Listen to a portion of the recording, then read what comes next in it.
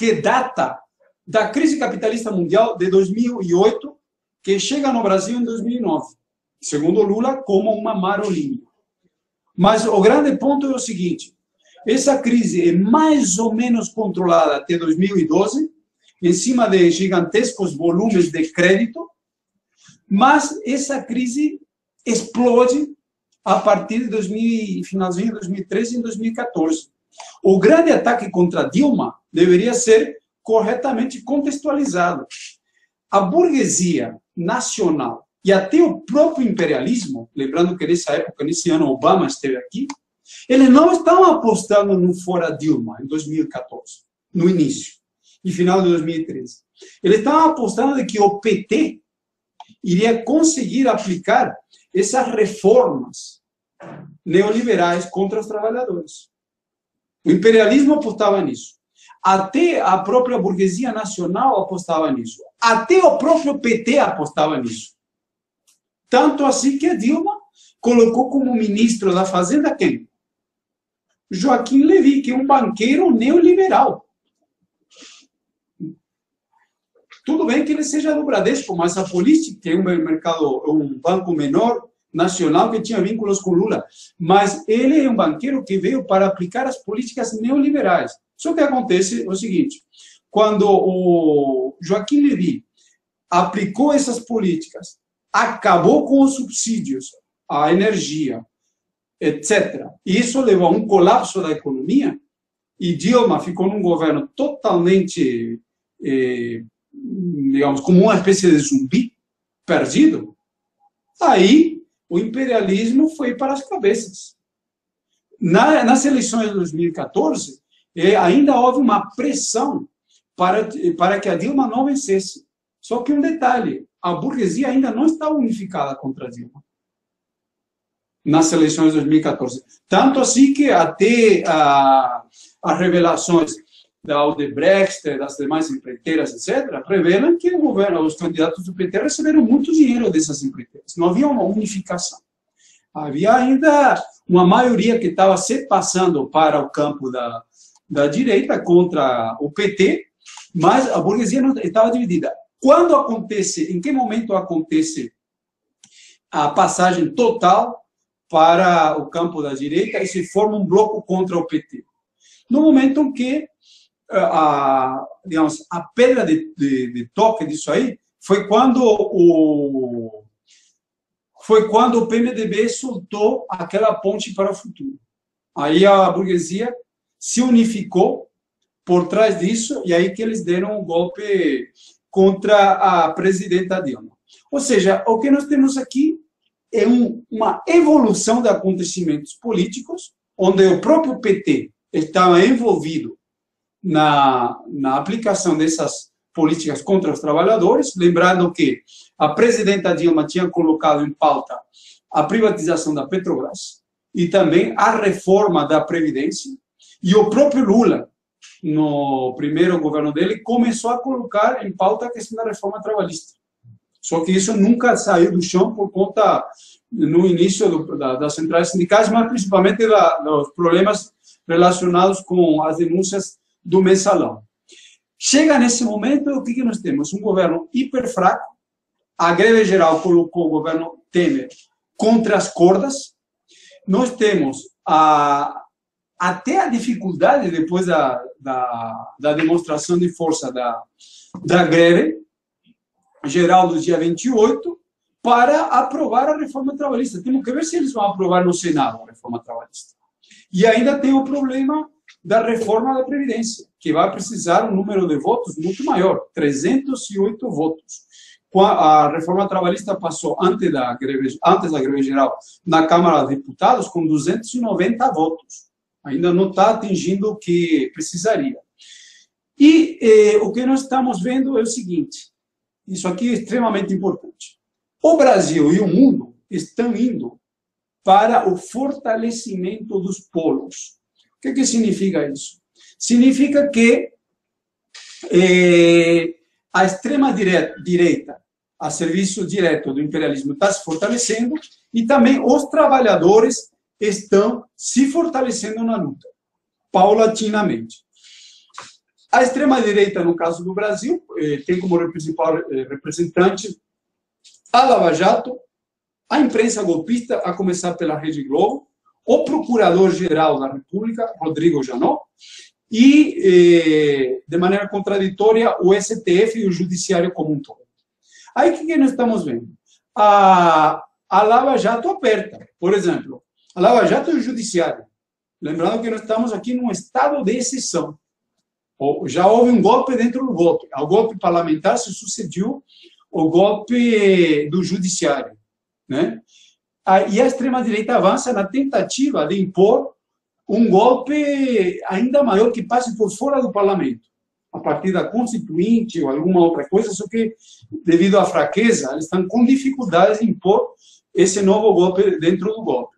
E o que nós vemos assim, as contas do PT de 2011 foram reprovadas. Isso aí gera um furo nas finanças do PT de 13 milhões e meio de reais. E com os cortes e os ataques ao Caixa 2, gera um problema. A multa contra o PP, Partido Progressista, de 2,3 bilhões, abre um precedente, que implode qualquer partido na hora que a extrema-direita quiser. Há novas delações em andamento. Então, depois da palhaçada do ex-presidente da OAS, Leo Pinheiro, que foi para depor na Lava Jato como co-réu. Co-réu. O que significa isso? Que um réu que não tem por que falar a verdade e falou uma série de coisas sobre Lula em relação ao triplex, etc. Mas nada disso pode ser nem sequer contemplado no processo, porque não há o compromisso de dizer a verdade. Então, era um teatro que estava sendo montado em cima de uma pressão contra Lula. Da mesma maneira que agora temos também outras delações de peso. A própria OAS fez delações contra outros setores, como, por exemplo, o próprio Serra, Alckmin, em cima de obras em São Paulo. Estão para vir as delações da Andrade Gutierrez, da Queiroz Galvão, da Camargo Correia. Está em pauta também as delações de Adir Assad, que é um operador das verbas de campanha do PSDB. Então, isso aí pode levar também à implosão da candidatura Alckmin. A do Serra e do Aécio Neves já estão implodidas. Tem também a delação premiada, que deve sair nesses dias, muito importante, de Palocci, o ex-ministro da Dilma. Isso aí pode implodir o PT de vez. E também de Duque. Duque era o ex-diretor da Exploração e Produção, EIP, o principal setor da Petrobras, que era um homem indicado pelo PT para dirigir a principal divisão da Petrobras, que é responsável por 60% do faturamento. E ele vai fazer delação premiada também.